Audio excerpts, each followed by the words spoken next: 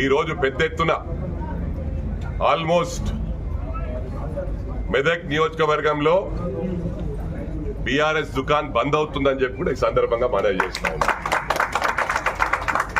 దాదాపు చాలా వరకు సర్పంచ్లు, ఎంపీటీసీలు, మరి అదేవిధంగా ఇంకో పార్టీ, అది ఎందుకంటే సీక్రెట్ గా పెడతా ఉన్నాను, ఈరోజు ఓన్లీ బీఆర్ఎస్ పార్టీ నుంచి చేరడం జరుగుతుంది. మరి 19th నాడు గాంధీ భవన్ లో ఇంకొక ప్రోగ్రాం పెద్ద ఎత్తున మైనంపల్లిని నిద్ర లేపితే ఎట్లుంటదో బీఆర్ఎస్ కు, ముఖ్యంగా బావ మరిదికి చూయిస్తా, సుక్కలు చూయిస్తా.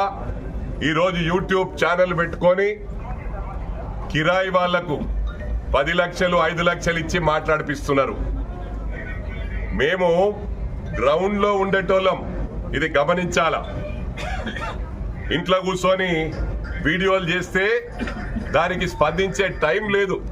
హమ్ కభీ భీ ఫీల్డ్ మీద అయితే మమ్మల్ని ఎదుర్కోవాలంటే ఫీల్డ్లోకి రావాలా. మేము ఒకరి ఇంట్లోకి వచ్చేటోళ్ళం కాదు. మరి ఇవాళ మీడియాలపై దాడి చేస్తా ఉన్నారు. మరోసారి హెచ్చరిస్తా ఉన్నాను కేటీఆర్ ను, హరీష్ రావును. మరి మా దాడి ఎట్లుంటుందో ఊహించుకోలేకపోతారు మీరు.